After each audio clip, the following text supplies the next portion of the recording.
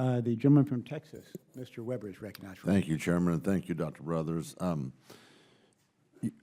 In your discussion with Congressman Palmer, you talked about employee turnover. How many employees is in your organization? We have, I think, around on the order of 400 civilian federals, workers. 400? It's on that order.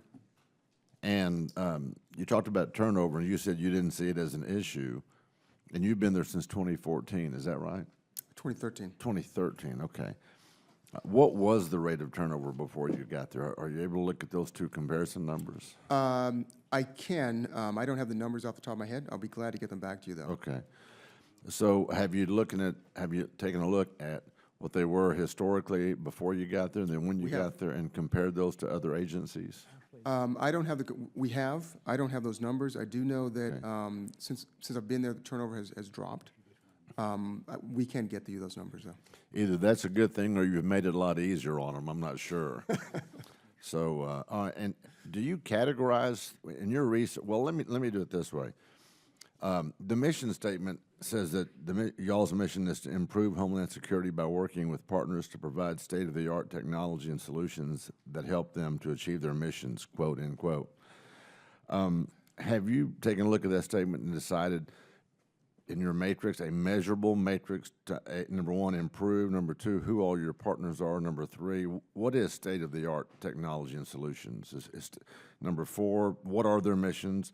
And number five, what it doesn't say is, do you have a way to measure your success in those four areas? So I think from my time in industry, from my time in Department of Defense and here, there's always a challenge for research and development to quantify return on investment.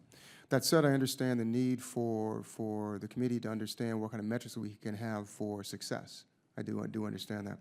I think that we have done now with the processes that I talked about, with respect to these IPTs, we will have agreed upon priorities across the department. We will be developing a research and development plan that will be signed out by the Secretary. So the department will agree on a research and development plan.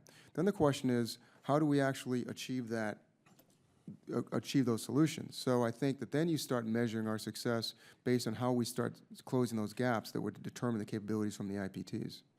You mentioned, talking about the IPTs, and I forget who it was in dialogue with, that there was four priorities. You call them presidential, congressional, secretary, and then your own. Mm-hmm. Are you able to, would you take those four mission statements, again, improving Homeland Security, helping your partners, state-of-the-art technology, and their missions, are you able to integrate those into the four? I mean, because those are four priorities that actually, in those four areas, there would be some overlap. Some things that happen in the presidential realm wouldn't happen in the congressional realm, and vice versa. That's absolutely true. How do you make those priorities? So those priorities are really made in discussions and conversations with leadership. Do you have a team that's designated to congressional priorities and a team that's designated to presidential and secretarial, and then your own? Use your words. So I can't say there's a team right now. This is a work in progress. We just started this based on input that we've gotten from our working with staff members, with Hill members. I'm trying to understand what congressional priorities are, as well as working directly with the Secretary. But we're working on formalizing this process. The question came up earlier, how do we codify these things? This is one of the things, again, that has to be more formal. What do you see as Homeland Security threats? And I've just listed a few. Drugs, I mean, you talk about drones, terrorists, weapons of mass destruction. Exactly, do you categorize and prioritize those threats? So the yes and yes. The IPTs are where categorizing the threats based on the QHSR. Again, the aviation security, border security, these kinds of things. And then those threats based on capability gaps are prioritized through the IPT process.